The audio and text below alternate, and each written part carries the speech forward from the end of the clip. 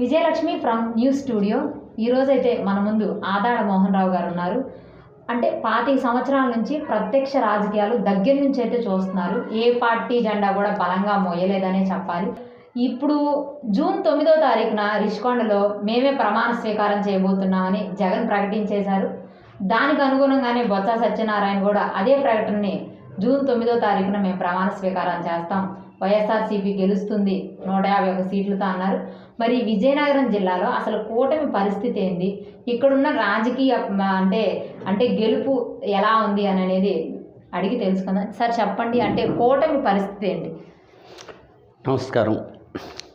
కూటమి రాష్ట్రంలో ప్రభుత్వాన్ని ఏర్పాటు చేస్తూ ఉంది. కూటమి పరిస్థితి ఏంటంటే స్పెసిఫిక్గా మీరు దేనికోసం అడుగుతున్నారనేది తెలియాలి. కూటమి పరిస్థితి ఏంటంటే నియోజకవర్గంగా చెప్తున్నారా, జిల్లా వారీగా చెప్తున్నారు, ఏ విధంగా మీరు? జిల్లా వారీగా చెప్పండి. జిల్లా వారీ అయితే మా ఎక్కువ సీట్లు వస్తాయి. ఒక 9 సీట్లకి ఉమ్మడి విజయనగరం జిల్లాలో 9 సీట్లకి 7 సీట్లు గ్యారంటీగా వస్తాయి. ఒక నియోజకవర్గ పేరు చెప్పండి. అంటే ఇప్పుడు బీయింగ్ అండ్ పొలిటీషియన్ ఆ 2 సీట్లు మేము గెలవని చెప్తే ఆ అభ్యర్థులు కొద్దిగా డిస్కరేజ్ అయ్యే పరిస్థితి ఉంటుంది. కాబట్టి 7 సీట్లు గ్యారంటీగా మేము గెలుస్తాం. ఓకే, అంటే కూటమి ప్రభుత్వం ఏర్పడిద్ది అని చెప్తున్నారా మీరు? మరి అంత బలంగా ప్రస్తుతం ఉన్న సీఎం గారు 151+ అన్నారు కదా, దాని మీద మీ కామెంట్ ఏంటి? సీఎం గారికి తెలియని విషయం ఏంటంటే సీఎం గారి పుట్టుక, సీఎం గారి పార్టీ పుట్టుక, వాళ్ళ పార్టీ నేపథ్యం టోటల్గా నాకు తెలుసు. ఎందుకంటే అదే సీఎం గారికి చెప్పాను 2014 ఎన్నికల తర్వాత నేను రాజీనామా చేసేటప్పుడు, మీరు ఒక్కసారి మాత్రమే సీఎం అవుతారని చెప్పాను. ఎందుకంటే ఆయన దొంగల ముఠాన్ని పట్టుకొని ఆయన ప్రభుత్వాన్ని ఏర్పాటు చేశారు. ఓకే, ప్రజలు డిసైడ్ అయ్యారండి. ఈరోజు కూటమిని గెలిపించడానికి, ఆ రోజు జగన్మోహన్ రెడ్డిని గెలిపించడానికి 2 నిర్ణయం తీసుకునేది ప్రజలే. నాయకులు ఇక్కడ ఎవడు ఏం చేయలేదు. కాబట్టి ప్రజలు జగన్మోహన్ రెడ్డికి ఒక ఛాన్స్ ఇవ్వాలనుకున్నారు. ఆ ఛాన్స్ని దుర్వినియోగం చేసుకోవటానికి ఆయన చెయ్యని తప్పు లేదు. ఇర్రెస్పెక్ట్ ఆఫ్ క్యాడర్తో సంబంధం లేకుండా క్యాడర్ మొదలుకొని, అధికారులు మొదలుకొని, బెనిఫిషియర్స్ మొదలుకొని అందరికీ అన్యాయమే చేశాడు ఆయన, ఇంక్లూడింగ్ పోలీస్ డిపార్ట్మెంట్లతో సహా. అడ్మినిస్ట్రేషన్ అనేది పూర్తిగా 100% నాశనం చేసి పారేశాడు.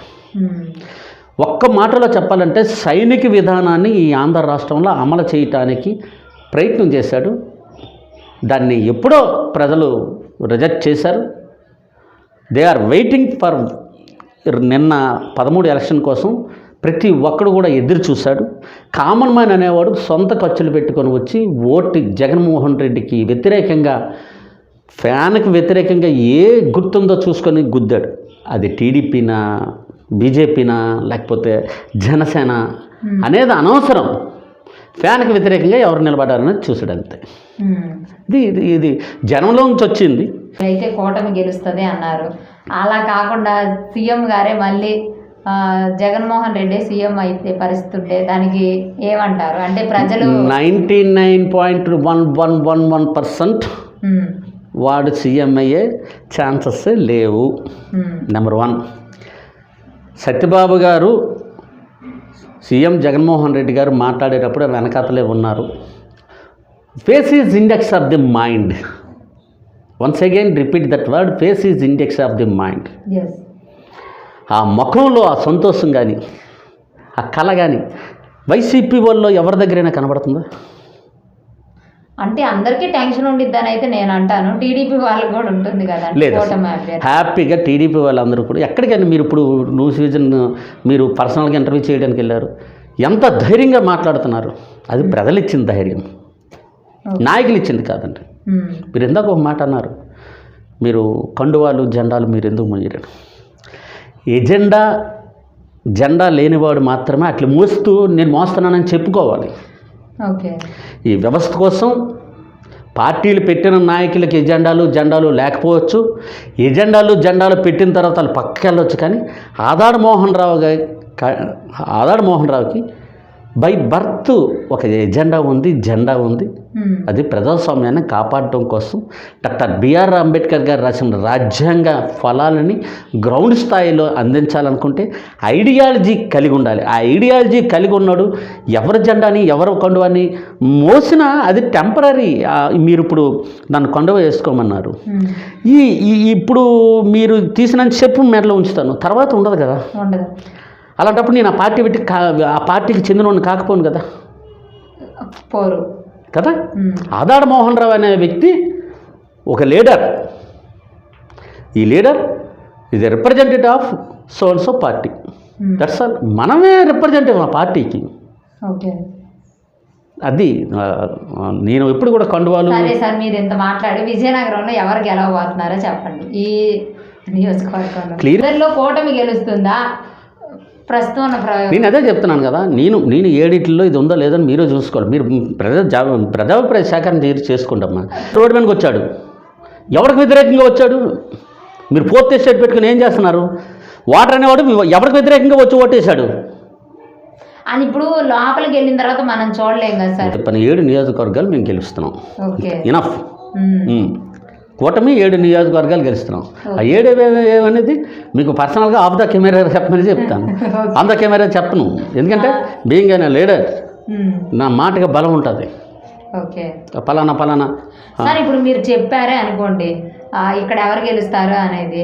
ఓకే, ఈయన మీకు కూడా ఒక మంచి క్రెడిబిలిటీ పెరుగుతుంది కదా. రాదు ఎవరికంటే క్రెడిబిలిటీ లేని వాళ్ళకి క్రెడిబిలిటీ పెరుగుతుంది. నేను ఆల్రెడీ క్రెడిబిలిటీ ఉన్నాను, నాకు స్పెషల్గా ఏం పెరగక్కర్లా. ఓకే, ఇంకా పెరిగిద్ది అవసరంలా. I don't want that. Okay. నాకు తెలుసు నేనేం చేస్తాను, ఎవరు గెలుస్తారు అనేది నాకు తెలుసు. ఓకే. ఇప్పుడు సత్యబాబు ఉన్నాడు, మేము ప్రభుత్వాన్ని ఏర్పాటు చేస్తాను సిగ్గులేకనే చెప్పాడు. ఆయనకి సిగ్గు లజ్జ సీవుని ఎక్కుతుంటే అలా చెప్పడు కదా. అంటే ప్రొఫెషనల్గా అలా మాట్లాడకూడదు. అది పెద్దరికని దిగజారి మాట్లాడటం అనమాట. బొర్రలేని జగన్మోహన్ రెడ్డి ఏదో చీపురుపల్లిలో మరి బొత్స సత్యనారాయణ గెలవరంటారా? మీరు మేము స్థాపిస్తాము అని అంటే ఆయన కూడా ఒక ఎమ్మెల్యేగా పోటీ చేశారు. గెలవడు కదా. మరి వాళ్ళ ఫ్యామిలీ నుంచే బొత్స ఝాన్సీ మేడం ఎంపీగా వేశారు. గెలవదు అది చెప్తా. 100% గెలవదు. ఓకే. ఎన్ని కోట్లు పందెం కలుపుతారో కలపమనండి. బొత్స ఝాన్సీ ఓడిపోతుంది, ఎన్ని కోట్లు పెడతారో పెట్టమని చెప్పండి. ఓకే. నేను పందెమైన మాట, కోట్లైన మాట ఆడకూడదు. వాళ్ళు జ్ఞానం అదే 6th సెన్స్ని కోల్పోయి, వివేకాన్ని కోల్పోయి, విచక్షణ జ్ఞానాన్ని కోల్పోయి మేము గెలుస్తాం, మేము ప్రమాణ స్వీకారం చేస్తాననుకుంటే వాళ్ళు బరి తెగించి మాట్లాడుతున్నారు, బాధ్యత లేకుండా మాట్లాడుతున్నారు.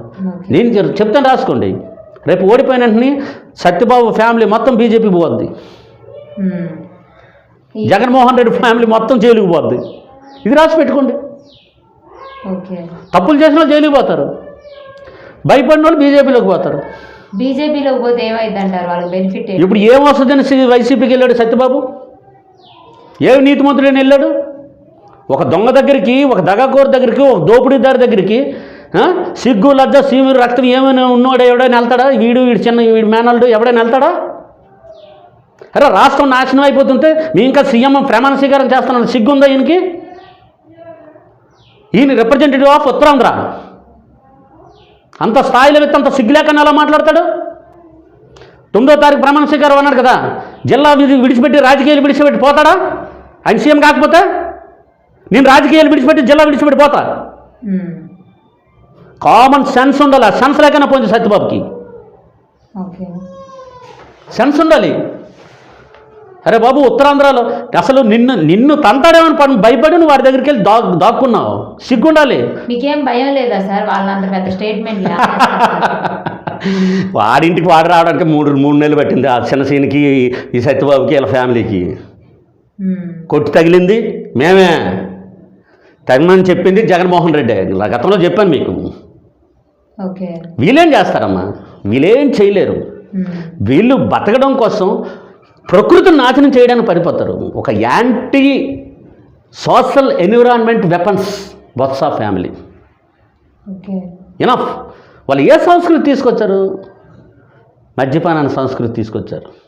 విద్యాశాఖ మంత్రి అయ్యాడు. ఇంకా కామన్ సెన్స్ ఏమని మాట్లాడతాను? సెన్స్ ఉందా ఇప్పుడు? నేను ఇదే ఒకే ఒక మాట అంటున్నాను.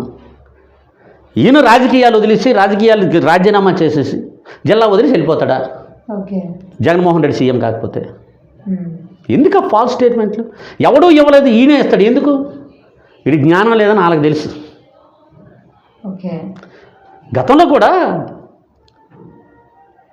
జగన్మోహన్ రెడ్డి దోశ అన్నది, హంతకుడు అన్నది, వైఎస్ రాజశేఖర రెడ్డి చంపేశాను అన్నది, విజయమ్మని ఏకవచనంతో మాట్లాడింది అన్నీ సత్యబాబే. ప్రతిదానికి తగుదినమ్మా అని వెళ్ళిపోతాడు. ఏ గుడ్డు తెలియదు ఆయనకి. That's knowledge less fellow. రాజకీయం అంటే బిఫోర్ రాజకీయాలు తెలుసు, సారా రాజకీయాలు, డబ్బులు పంచే రాజకీయాలు తెలియదు. రాజకీయం సత్యబాబుకి ఏం తెలుసు? రాజకీయంలో పెద్ద ఫ్యామిలీ అని అంటే ప్రజలు బాగుపడితేనే అది రాజకీయంలో పెద్ద ఫ్యామిలీ. అది రాజకీయం అంటే అర్థం ఏంటి? సేవ చేయటంలో. ఏ సేవ చేశాడు ఈయన? ఫ్యాకర్ భూములు దోపిడీ చేయటమా? ఎన్విరాన్మెంట్ని దోపిడీ చేయటమా? కొండలు తవ్వేయటమా? Mining mafia నడపటమా? అదేనా రాజకీయం అంటే? ఒక ఇండస్ట్రీ తీసుకురావాలి. వీళ్ళదొక మాఫియా ఫ్యామిలీ అంటాను నేను, రాజకీయ ఫ్యామిలీ అంటాను కన్నా. రాజకీయం అంటే గొర్రెపోటు బుచ్చారు. సత్యబాబు ఫ్యామిలీ చాలా పెద్ద ఫ్యామిలీ అనుకో. ఏదైనా ఒక ఇండస్ట్రీ పెట్టారేమో చెప్పమను. పోనీ పెట్టిన ఇండస్ట్రీలో వీళ్ళకి ఏమైనా భాగస్వామ్యం ఉందంటే చెప్పమను. కోస్టల్ కారిడార్ మొత్తం ఇండస్ట్రీలో మొత్తం రెడ్డి గిడ్డి ఆ ల్యాబ్స్లో ఈ ఉత్తరాంధ్ర వాళ్ళకి ఎవరికైనా ప్లేస్మెంట్లు ఉంటాయా? వీళ్ళు బతకడం కోసం రాజకీయం చేస్తున్నారు తప్పితే ప్రజల కోసం బతికిన వాళ్ళు ఎవరు లేరు. నా ఖచ్చితంగా చెప్పాలంటే. ఓకే, చూశారు కదండి. ప్రస్తుతం అయితే ఉన్న పరిస్థితుల్లో కూటమే గెలుస్తుందని అయితే, అలాగే విజయనగరం జిల్లాలో 7 సీట్లు కూడా కూటమే సాధిస్తుందని అయితే ఆదాడ మోహన్ రావు గారు చెప్తున్నారు.